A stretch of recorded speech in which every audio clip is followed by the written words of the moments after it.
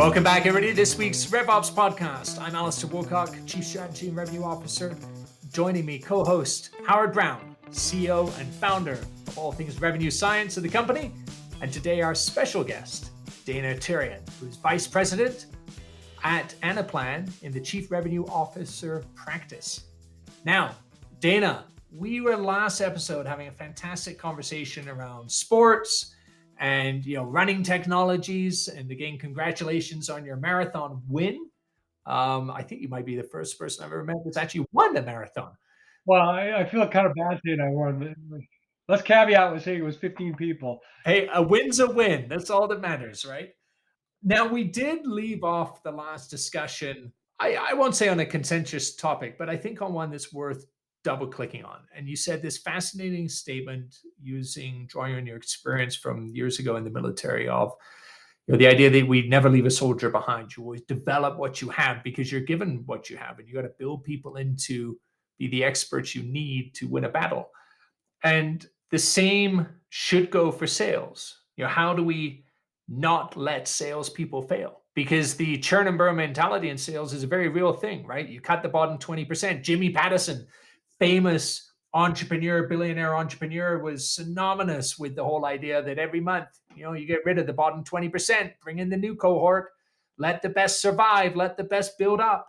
And Howard, from your perspective, you're a three-time entrepreneur. It's cutthroat being an entrepreneur.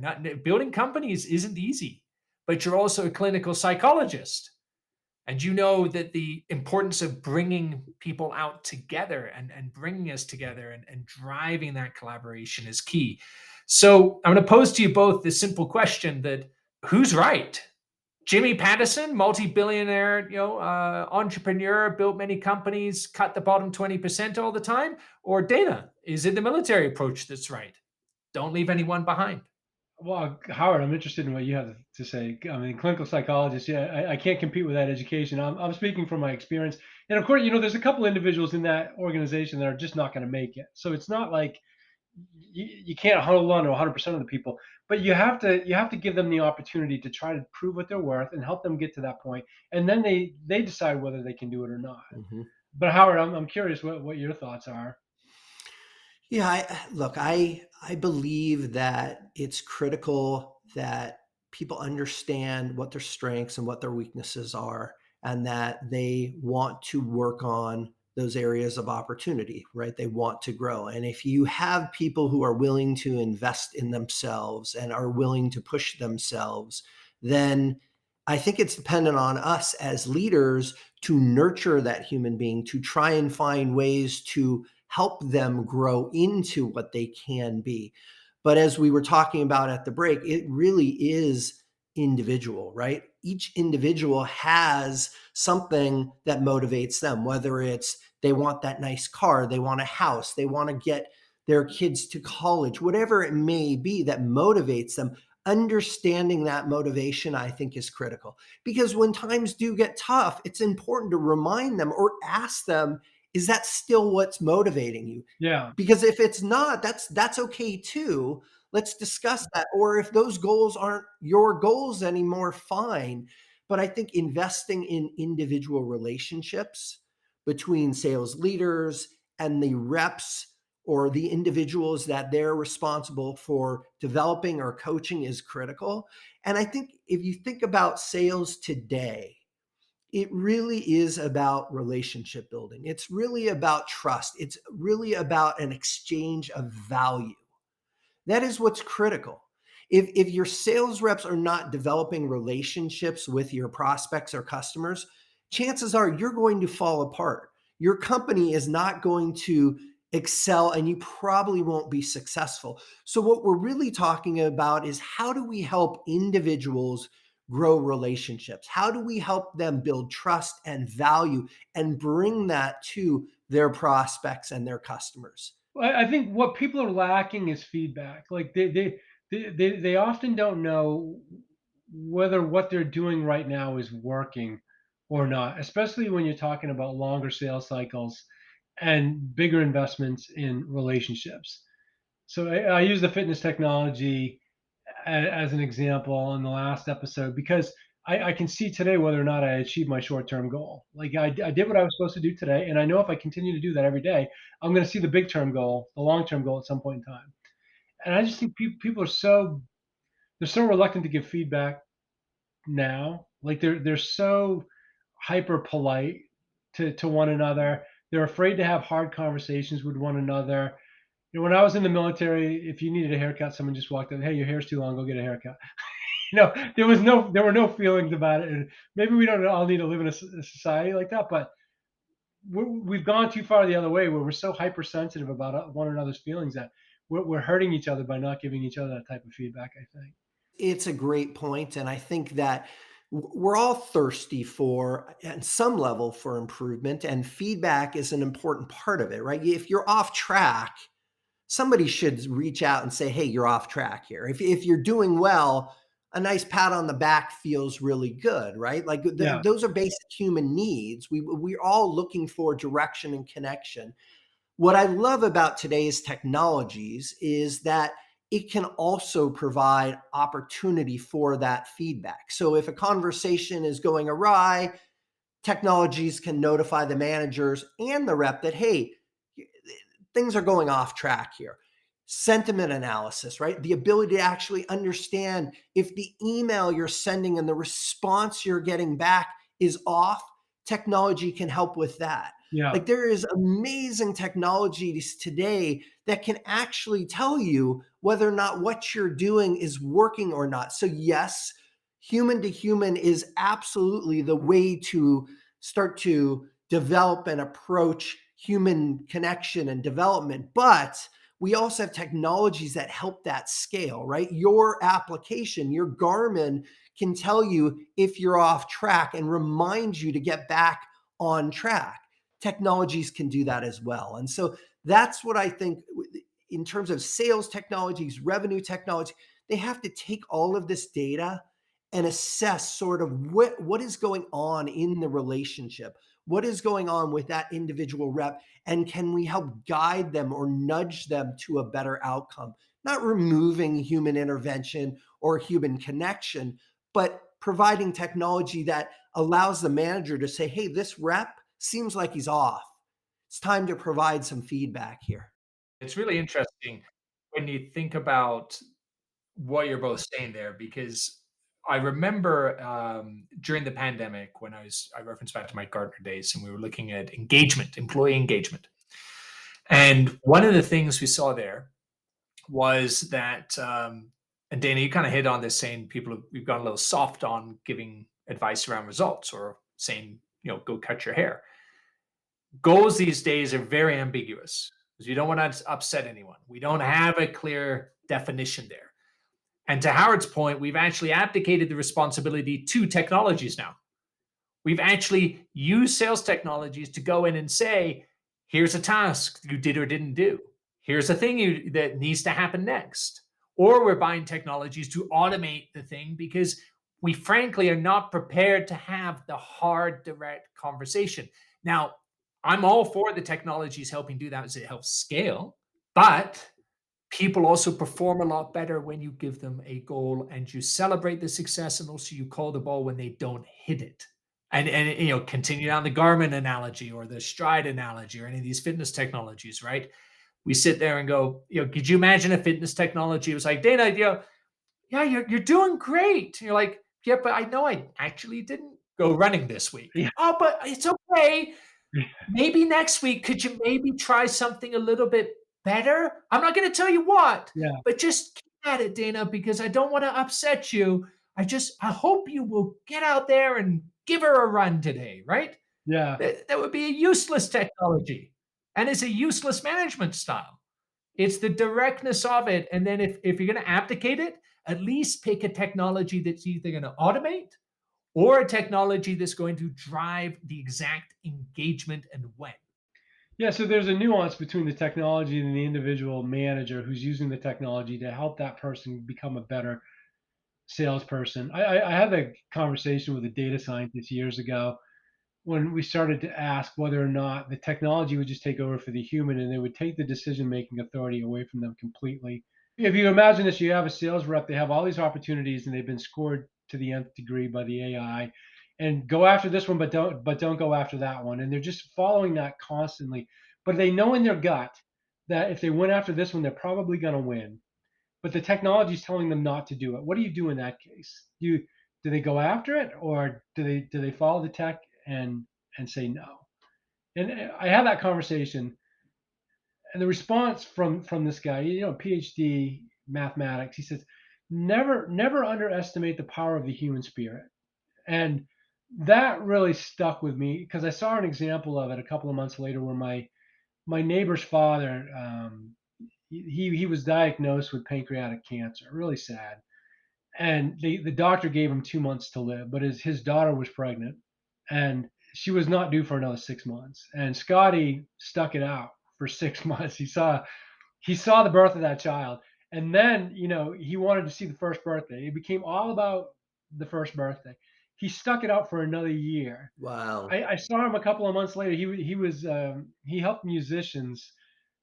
He rented equipment for them and stuff like that. I saw him at a gas station. Hey, Scotty, how's it going? He's like, He said, I'm going to Aaron Neville's house to go deliver a piano. Like, he was all annoyed, but had the big smile on his face that he was still alive. He made it not just to the first birthday, but to the second child being born. So they gave him 2 months, and he made it 3 years. Wow. So I guess one of my big worries with this technology is that we are going to undermine the power of the human spirit in some cases, and not allow people the individual they didn't get into sales because they wanted to be micromanaged. They got there because they have this fire inside of them and they want to be able to do some of the things. So I think we need to temper that. Yeah, it's a great point, and thank you for sharing. What a beautiful story. I love hearing about the human spirit and how, it's just remarkable. He defied all the models, Yeah, right? right, Yeah. right. And that's the thing, right? The models are never 100% accurate. They're just not. And never discount the human spirit, the human mind, the human condition. Now, having said that, it's hard to predict a success in a company on those edge cases. But Yeah. your point is really valid, which is you don't want to get rid of human intuition, and you don't want to shut down the things that fire people up or get them excited or where they feel pride. I think about artificial intelligence. We talk about it a lot here. The idea of artificial intelligence versus augmented intelligence. What I think we need to do is continue building artificial intelligence that serve humans, right? And augment our intelligence, Yeah. right? It's not replacing our intelligence. It's not having machines doing the job. It's augmenting our intelligence. It's providing us, options and options that we still have choice, but we can clearly see in the data that if I do this versus that, that doesn't mean I have to, that I don't have the opportunity to go after this because it's not within the realm of possibility according to AI. So I think it's managing that's going to be key going forward. Yeah. I think it's a good intuition enhancer. Yeah. Like, it can help you. We have blind spots. It can help you understand what your blind spots are. And then it can also help you see a path forward. And the path might be difficult, but it will at least give you some prescriptions for you. So I think it's positive. What I fear is bad managers. The ones that'll just use it as an instrument to beat their people. Yeah. Although I honestly I worry less about that, and I'm a huge advocate for AI, as Howard knows, Danny, we've read and here and there. When we think about how machine human collaboration is happening today and where it's going, it's really about taking tasks and workflows that are repeatable in a job and removing that from the human element, right? Like I don't know of anyone that ever went into say the profession of sales to do CRM entry. Yeah, Wow, I agree. I want to go be a sales rep to like totally nail entering in forecast updates and deal stage updates, right? Like they Yeah, don't. They go into because they're beautiful, wonderful storytellers that have a unique passion and a way of picking up, hey, here's a thing that's being built or a service being provided. And I want to tell the world what that is doing, the problems it's solving for, the challenges that it is dealing with. And I know it's very easy to say they need to be wonderful storytellers, but AI can help them do more of that and less of the work task and input level pieces of the job. And then when you get into the conversation, you can start to see, well, what makes a great storyteller? Because when you ask top reps, and Dana, you're in a CRO office, right? Howard, we talk with CROs all the time. Most can't actually tell you characteristically what makes a great sales rep, Mhm. right? And that's where natural language technologies begin to come in, because they're helping us flush that out, not to replace, to augment and amplify what is the best of being a great storyteller. I think most of us in these leadership positions who are responsible for making technology decisions don't really understand AI, ML, Yeah. any of that stuff. And I had it wonderfully explained to me by a guy named Dr. Michael Wu. He's the chief AI officer for a CPQ company called Pros. And he basically just took you through the iterations. There's four different stages. You start with descriptive statistics. It's just a list of numbers, and it's up to you to read the tea leaves and try to understand what's happening. And that's where we started in sales operations. We had spreadsheets and numbers, and we were very valuable because we understood the correlation of those numbers in our minds, and we could explain it to people. So from the descriptive statistics, then you get into predictive analytics, and you need processing power and numbers, and then you can predict what's going to happen based upon the numbers that you see in front of you. And his description, not mine. Then you can become prescriptive. Like, okay, here's the numbers. Here's what's going to happen in the future. Here's what's potentially going to happen in the future if you alter the decisions that you're making, which I thought was pretty cool way of describing it. And then finally, he said, well, artificial intelligence never makes the same mistake twice, unlike a human. And it comes to the point where the models are so sophisticated that you trust the AI to make the decision for you, and it no longer has to come back to you and ask you what it is that you want to do. So instead of prescriptive, it takes over the decision making authority for you because you've trusted it and you allow it to happen. 20 years ago, I didn't understand why salespeople were updating sales stages themselves. And it's 20 years later, they're still doing it. That shouldn't be happening anymore. Like the AI should take over and know, based upon the conversations that you've had in the interchanges that have been had in the buying power of this person and the your track record, this is a stage 5. And then the last part is exactly what you described. The final stage, Alistair, is I think, well, in the US, people are familiar with Waze or GPS, where it guides you on the best route from point A to point B.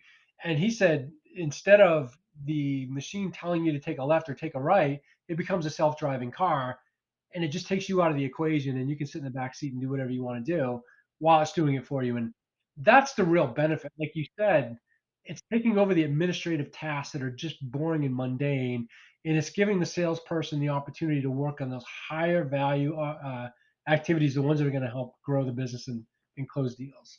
So, Dr. Michael Wu, thanks for that.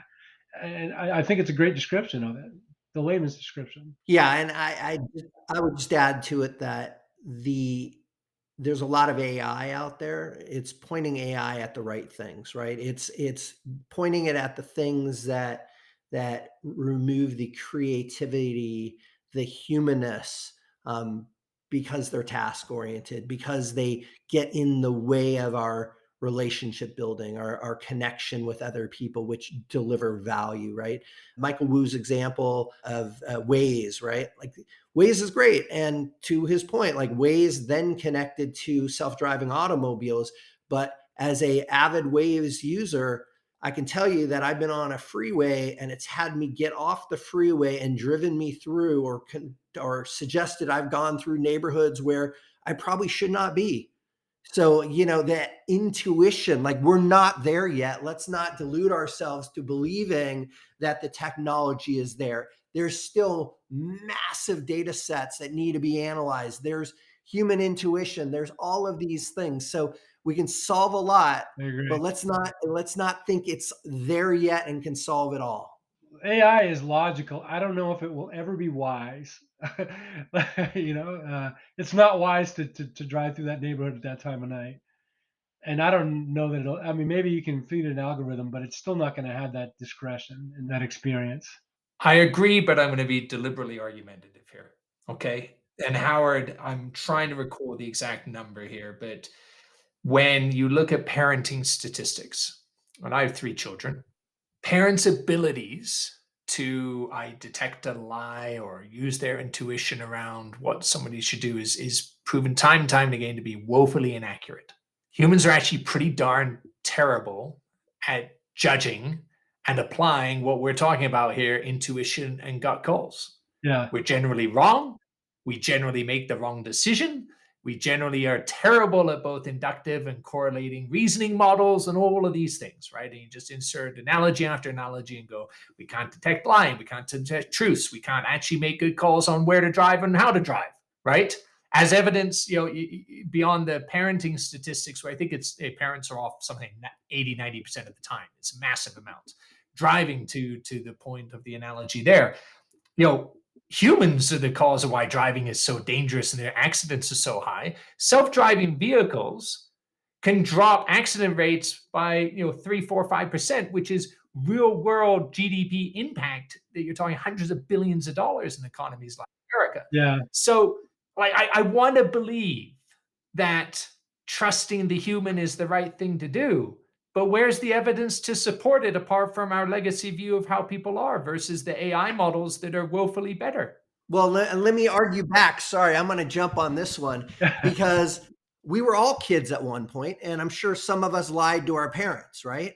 And the truth of the matter is, I suffered the consequences of lying to my parents. If my parents were machines and knew 100% of the time that I was lying to them, I probably wouldn't have learned some of the lessons I needed to learn in life as a human being. Yeah. So I take your point with self-driving automobiles, but again, we're talking about relationships and humans.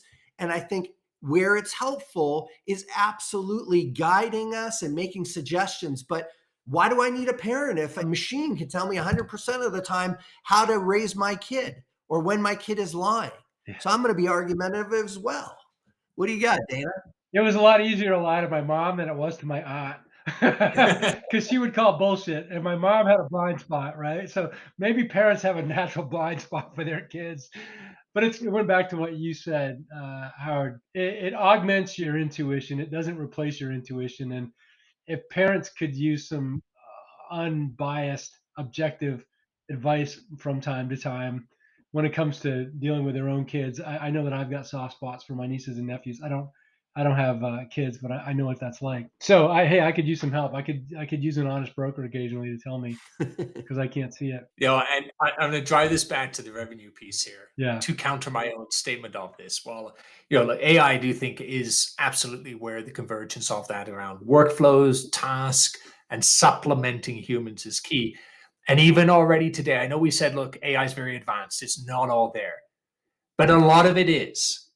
Like Dana, I think of what you guys are doing at Anaplan, what we're doing at Revenue IO, and countless others, across this space. But the statistics are that insight-driven firms, so companies that are using insights to drive sales engagement in some way, are 30% more likely than their peers to drive year-over-year revenue growth of greater than 15%. So, like, we're making a difference right now.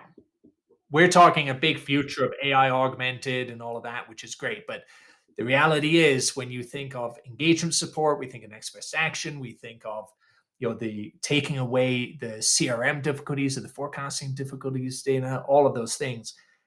You can do a lot of that now. And when we think of what we can do, what's our advice to everybody? What if you were to pick an area, Dana? You're sitting with the CRO right now. What's the big nugget you're going to tell them to go focus on? Well, of course I'm going to look at a little bit biased to this because I work for Anaplan. I work for a planning company, but I see companies spending tens of millions of dollars on these AI enhanced technologies to try to help their salespeople achieve a number that was set poorly in the first place. So I think the fundamental problem to be solved within sales is planning to get the number right at the beginning of the year. And the reason why they miss it and they don't get it right, well, it can be a number of reasons. Number one, it could be an unrealistic expectation set by the board of directors and the executives of the company. They just pick a number out of the air and say, go hit that, even though it's not based in reality. But if we could do a better job using solutions like AI to help inform them of what's more realistic, we could do a better job. And also the time constraints, because you run through an annual fiscal year. 6 months before the beginning of the next fiscal year, you start planning for the next one. You're trying to close out the current fiscal year. You're trying to do everything you possibly can to get the next one off the ground. These sales and revenue operations organizations are just so thinly stretched. You couldn't possibly hope to get 1,000 sales plans, which if you've got 1,000 sellers, it's realistic, right? Can you imagine trying to get 1,000 sales plans right within a period of 6 months? And during that 6 months, you're actually trying to close out the current fiscal year. I think that we need to raise the expectations on sales planning. We need to hold ourselves to a fiduciary responsibility for getting quotas right and territories right, and try to elevate that so we give these people a better chance of success, and then augment it with all the other technologies that you guys are mentioning here. I agree, but unfortunately, I think the reality for most is, I think of an average large enterprise doing sales planning. I don't even believe they largely set sellers up for success. It's a numbers game. Hey, I know that 20% aren't going to make it. I know that I want to limit actually the upside of those that overmake it, because the expense of overpayment and what that does to my potential street call number. I actually build systems to get to most to go, if I'm in between the 80 and 90 percentile range, overall average, I'm good. Like, it's just running to be average instead of running to be excellent. When I was in the military, I went to airborne school, right? It was like 3 weeks of jumping out of airplanes. And I remember asking the jump master, there's a lot of humor in the military. I said, hey, how do I know that my parachute was packed accurately? How do I know this thing's going to open?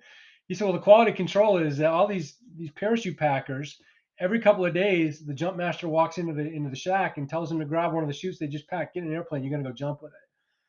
And that I don't know if that's true or not, but that's what he told me. And maybe that's how he made me feel better, so I would jump on a plane. But if you ask somebody in sales and revenue operations if they would pick one of these quotas and jump with it for the next 12 months, hey, I've set a lot of quotas in my life. I can tell you I didn't do it with a lot of exactness, not with the exactness required to make that chute deploy.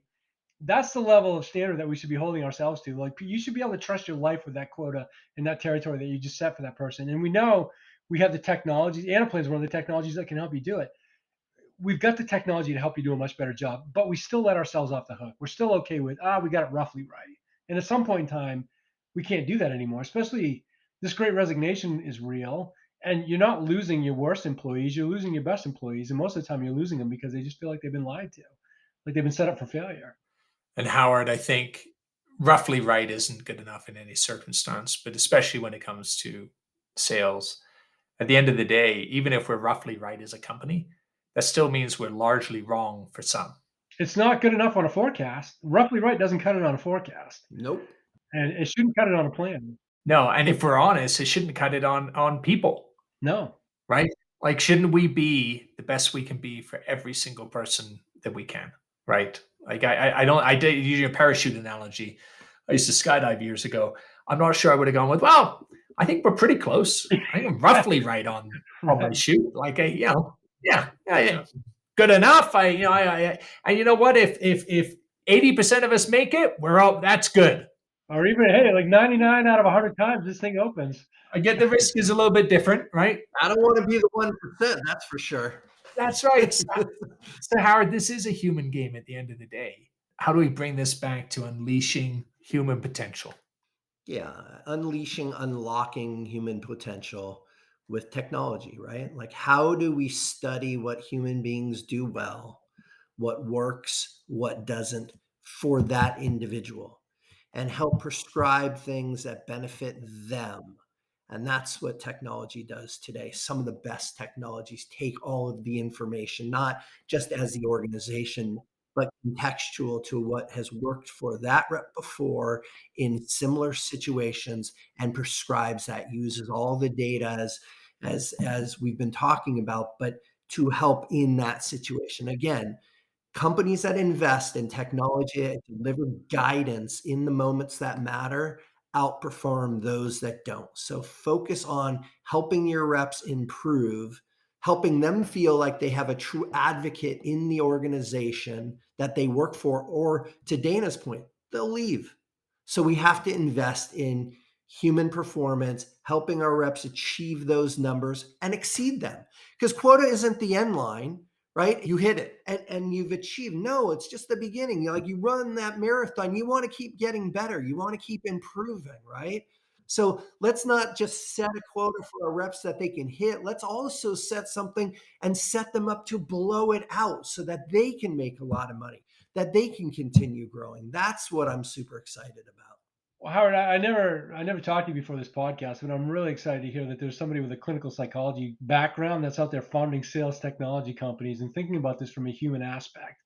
Like, how do I help improve human performance? Because a lot of these tech companies have been developed by sales ops guys like me, science projects that were spreadsheets that turned into tech.